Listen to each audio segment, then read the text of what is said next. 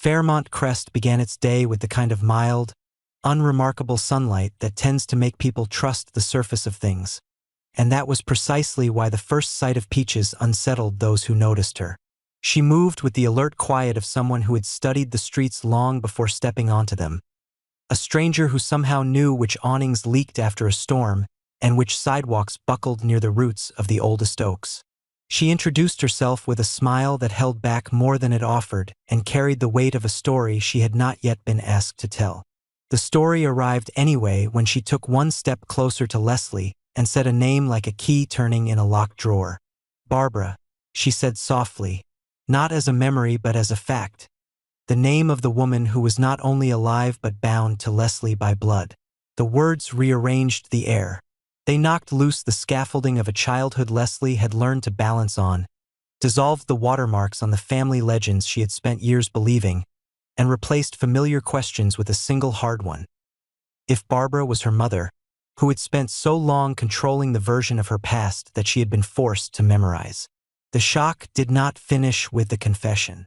It sharpened when Peaches turned to leave and met Anita at the corner, and Anita, who had seen enough lies to know the shapes they wear, looked once, then looked again and recognized the face she had buried long ago. Barbara stood there, carrying the kind of survival that makes people choose vanishing over breathing under the wrong roof.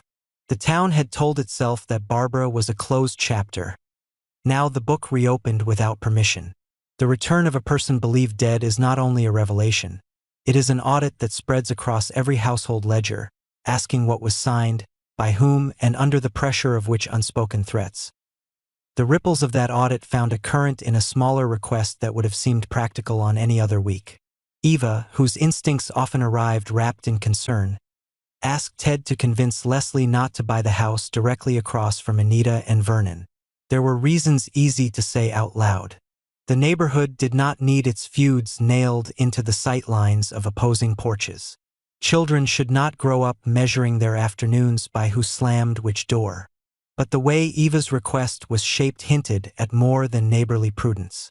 Ted agreed and did not stop at shepherding a real estate decision. He went further, occupying the space between protector and strategist, and offered Leslie a simpler solution disguised as kindness. "Move in with me," he said without saying it as an order, "and let the noise quiet down." It was an inviting promise for someone who had been stalked by noise for months. In a place where a knock could be a threat and a text could be a trap, the idea of a door that would only open to trusted people felt like relief. The timing flattered the offer. Bill had made a point of appearing before Leslie to intimidate her, pushing her toward flight with the rough shove of a man who believed that pressure was the truest language. Compared with that, Ted's calm sounded like sanctuary.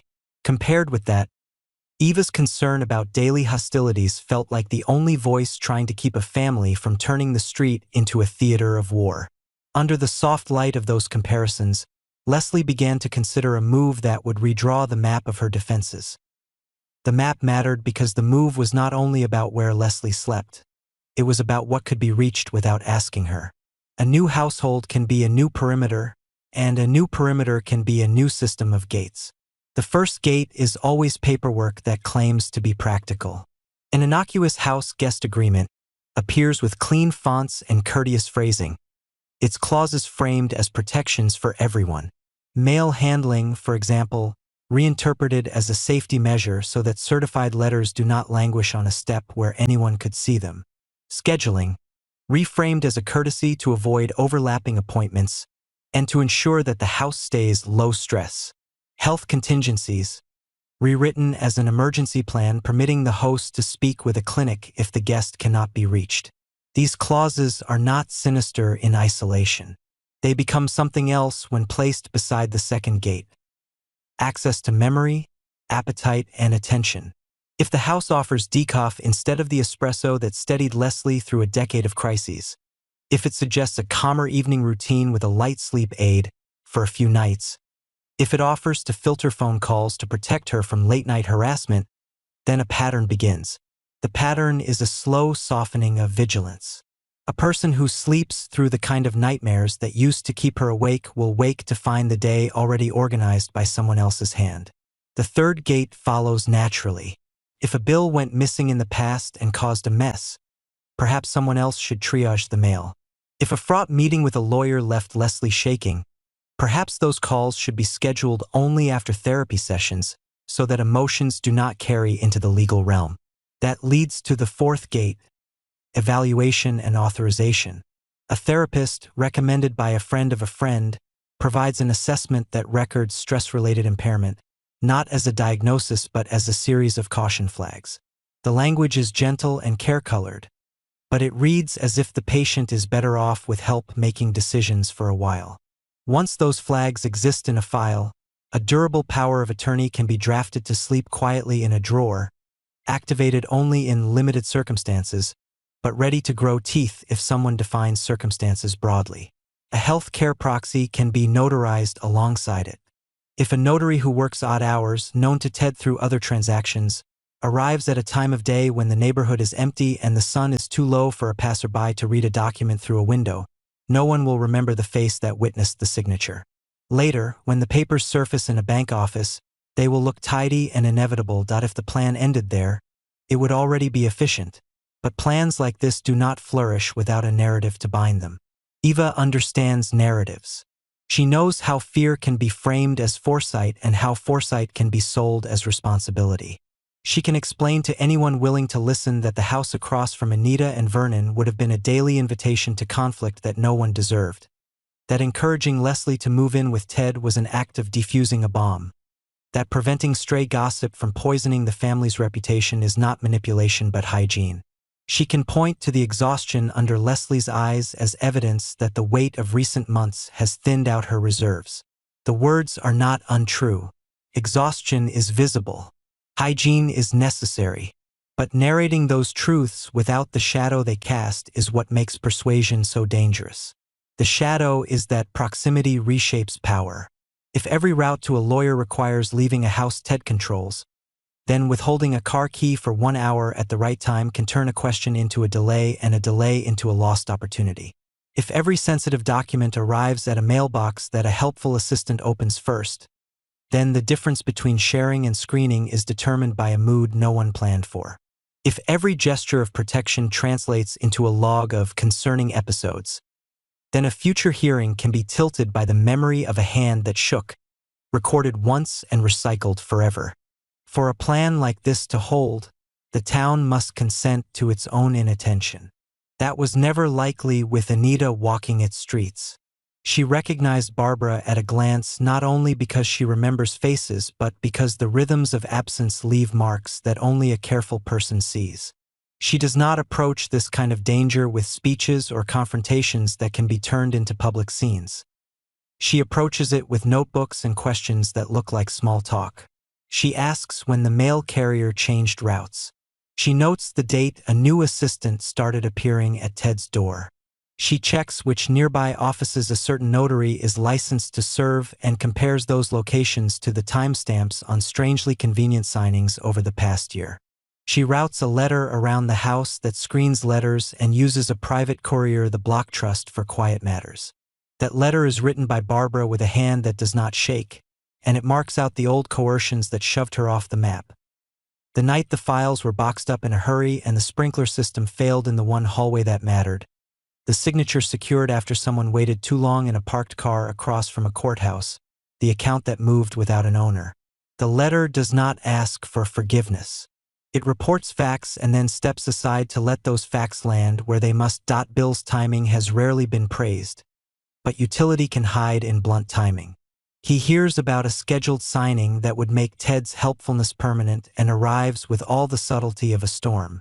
His posture and volume almost undo the good his interruption makes possible.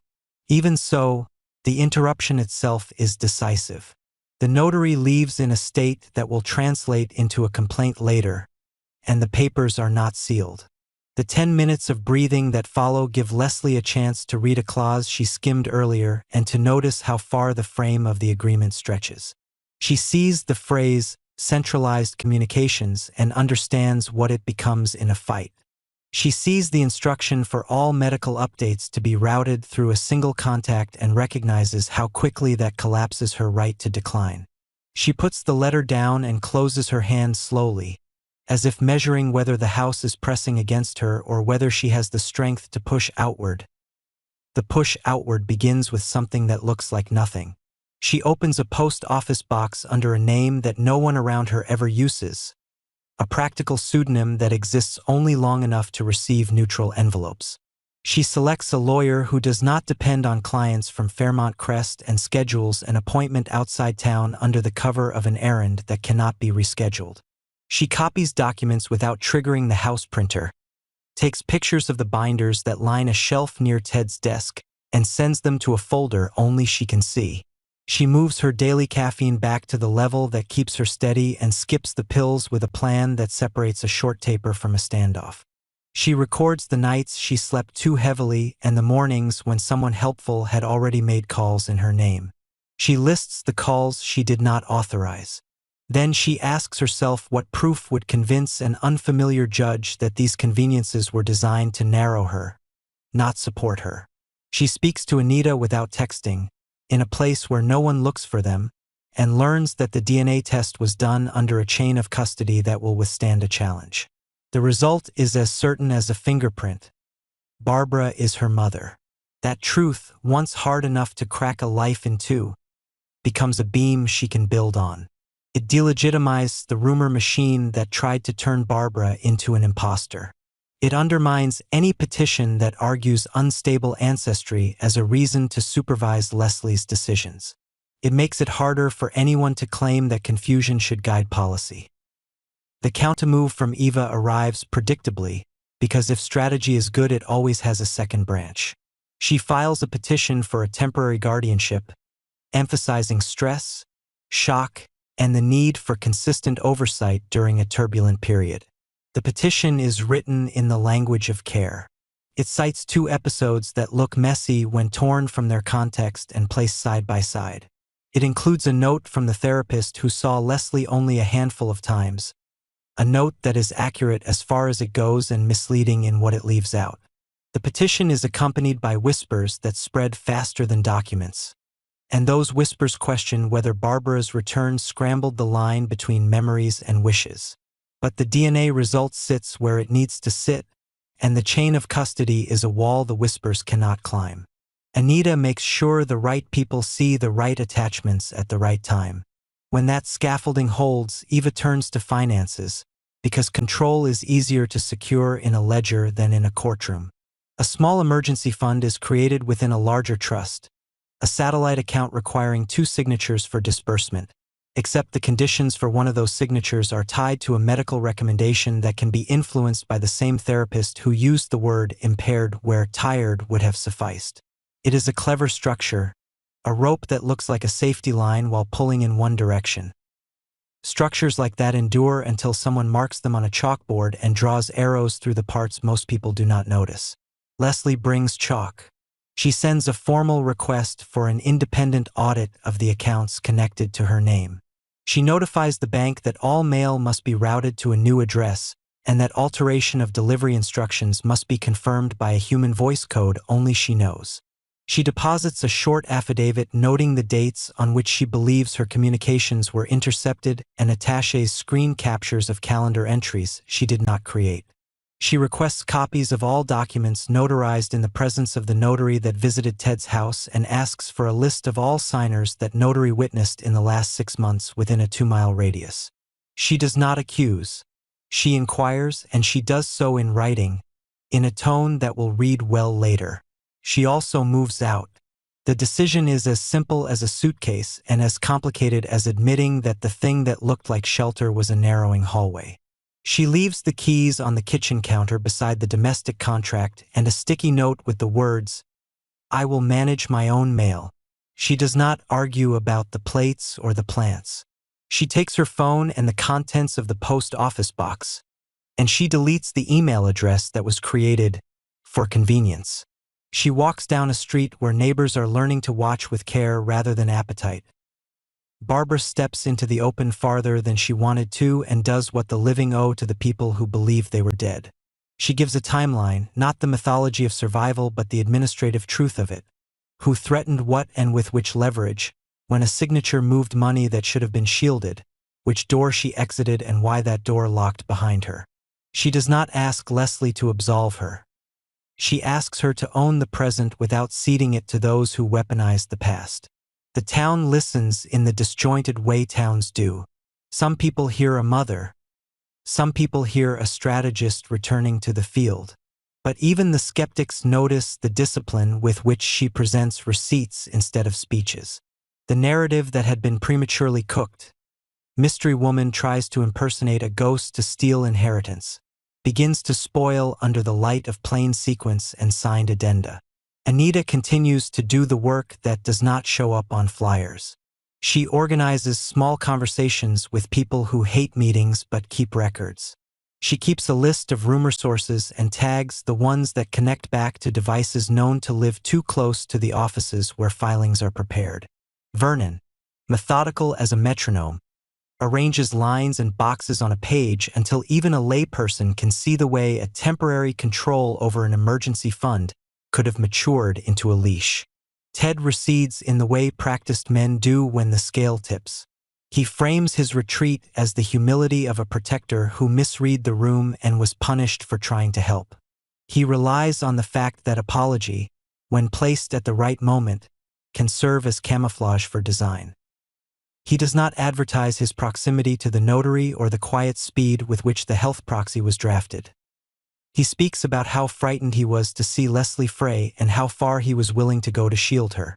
He calibrates each sentence for the listeners who prefer tone to texture. Eva does not recede. She accelerates. She floats stories that threaten to decay the reliability of the DNA sample. She explores the possibility of a second therapist whose opinion might counter the first if the conclusion is repurposed. She opens folders with the kind of fury that convinces some people she must be fighting for love because the energy looks like love at a distance. Up close, the energy looks like a cage with mirrors on the inside. What she underestimated was how quickly cages rust when the person inside them remembers the combination for the door. Leslie is not the person she was before a stranger said Barbara and a neighbor said you must leave. The lesson is expensive, but the expense buys her a set of reflexes she did not have. She reads every clause under bright light and keeps a separate pen for signing and a separate one for notes. She splits her communications so that no single channel can close without another opening. She tells people in clear sentences that concern without consent is control, and she repeats it until even those who dislike her understand the rule because they have no choice but to hear it. She does not romanticize her new competence. She recognizes that competence is not armor, only posture, and posture can be pulled forward by a sudden grab. So she changes her environment as well as her behavior.